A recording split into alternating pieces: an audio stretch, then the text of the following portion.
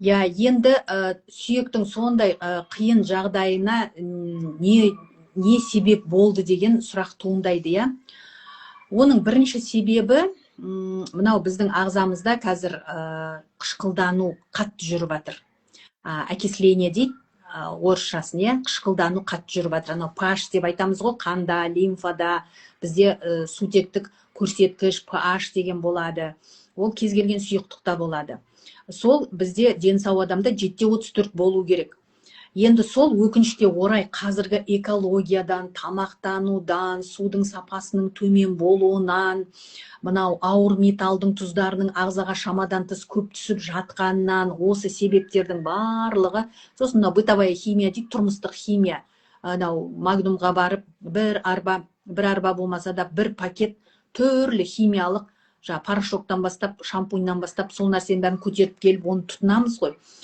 Біз ойлаймыз, тазалап жатырмыз, жуып жатырмыз, өзімізге бір жақсы жағдай жасап жатырмыз деп, өкінішке орай сол нәрсенің бәрі ағзаға, мынау порамыз арқылы, терінің порасы арқылы, тыныс алу жолдары арқылы осы нәрсенің бәрі ағзаға түсіп жатыр. Содан қатты қышқылдану болады. Енді ағза, қан, лимфа, жалпы сұйықтықтағы pH қатты қышқылданған кезде, енді қарапайым мысал, бір стакан кола ішсеңіз, сіздің қаныңыз pH-ы 2-ге түседі. 7-34-тен 2-ге түседі. Өте қышқыл орта. 2 деген асқазандағы тұз қышқылының қышқылдығы. Ойлаңыз, сондай дәрежеде, яғни ол деген сөз ет қорытылатын орта ғой. Неге жаңа коланы ішсең, ойбай, етің қорытылады, тамағың дискомфорт кетеді деп неге айтады? Шын мәнінде ол қатты қышқылдандырады.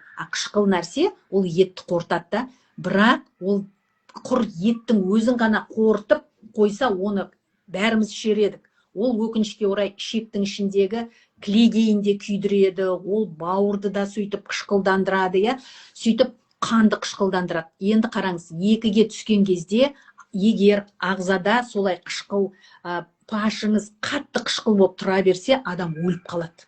Адам тіршілік ете алмайды. Енді Алла тағаланың құдіреті біздің бойымызға нені беріп қойған ғой, ағзаны сілтілендіріп отыратын өзінің жолдарын жасап қойғанда, қалай сілтілендіреді? 4 сілтілік элемент бар. Кальций бар, натрий бар, калий бар, магний бар. Осы 4-еуі химияны, Менделеев таблицасын ашып қарасаңыздар, сілтілік металдар дейді, осы 4-еуі қатарынан бір периодта орналасқанда, осы нәрсені ағза не істейді? Сіздің бұлшық етіңізде бар ма, сүйегіңізде бар ма, қаяқта бар, соны лақтырады, соның иондарын қанға лақтырады да.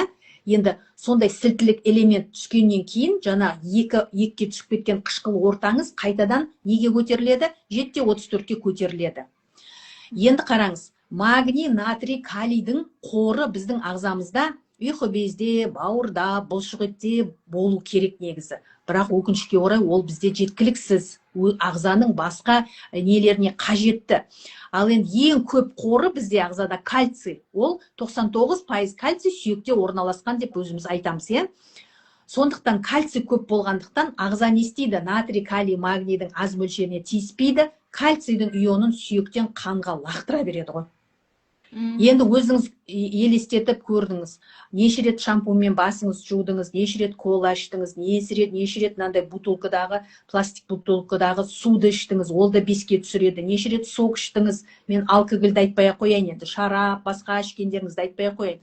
Соның өзінен әлсін сіз қаныңызды pH-ын 2-ге, 3-ге, 5-ке түсіресіз, ағза не істейді? Сүйектен кальцийдің ионын лақтырып, оны 7-34-ке әлсін көтеріп отырады.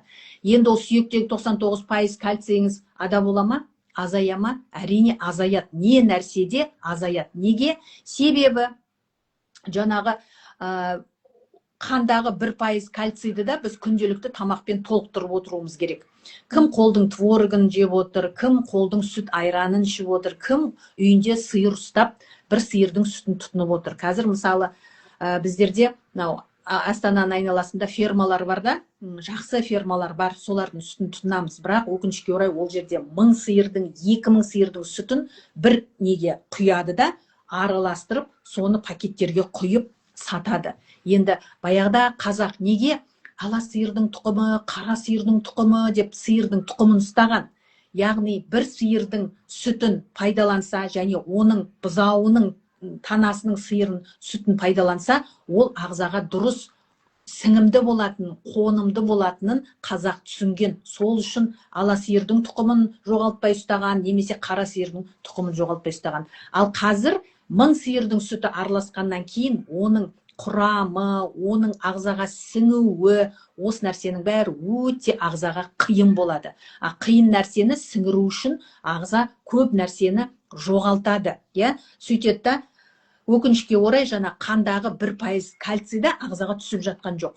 Сөйтеді да, ол қандағы 1% кальцийдің атқаратын орасан зор жұмысы бар ғой ағзада. Соны атқару үшін, тағы да бізді өлтірмеу үшін Алла тағала не істейді? Сүйектен, шеміршектен, тістен, қай жерде оңай алынады? Протрузия деп жатырмыз, грыжа деп жатырмыз. Мынау әрбір омыртқаның ортасында шеміршек мынандай жастықтар бар. Мынау екі омыртқаны бір-біріне қажатпай, бұрылатын қылып, мысалы біз мынау немізбен, арқамызбен былай-былай қозғаламыз ғой омыртқамыз. Соның бәрін нетіп тұрған, қамтамасыз етіп тұрған ортасында шеміршектер. Ең бірінші сол шеміршектегі кальций кетіп қалады ағзадан. Енді ол мынау амортизацияны жасап тұрған, мынаны бұрып тұруға көмектесіп тұрған, сүйекті бір-біріне қажалмауын қамтамасыз етіп тұрған шеміршектегі кальций кеткеннен кейін сүйекке тиіп жанымызға батып ауыра бастайды. Немесе бір кілт қозғалғанда, немесе ауыр нәрсені көтергенде, ол не істейді? Қасындағы етті, нервті қысып қалады. Болды, сол уже мынау желінді деген протрузия, қазақшалаған кезде қысып қалып, сол жерде қысылған етте не істейді? Ол да қоректенеді да өсіп бастайды. Ол уже грыжаға айналған түрі болады. Өстіп, артрит, артрозыңыз, мынау буындағы екі сүйек бар ма? Оның мынандай қалтасы болады. Оның ішінде синовиальды сұйықтық болады. Синовиальды сұйықтықтың құрамы енді ол сүйекті қоректендіреді, сүйекті майлайды. Сосын мынау екі сүйекті бір-біріне тигізбей нетіп тұрады, амортизация болып тұрады екі ортасында.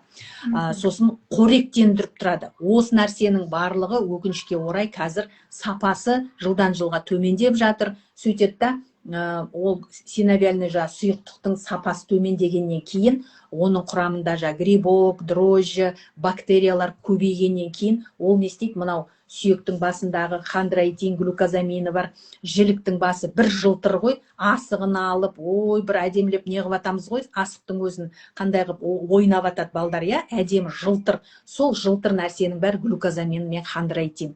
Енді синовиальды сұйықтық сапасы төмендегеннен кейін, ода қоректік зат азайғаннан кейін, ол жерде грибок, дрожжи көбейгеннен кейін, ол не істейді? Мыналарды кәдімгі темір татпасады ғой, су тиген кезде тура солқысап, мынау татпасқандай болып, мынаның глюкозамині, хондроитині істен шығып кетеді жіліктің басының да. Осыдан барып артрит, артроз деген диагнозға алып келеді. Енді осы нәрсенің көп белең алып жатқанының бірден бір несі, себебі кальцийдің жетіспеушілігі. Мысалы,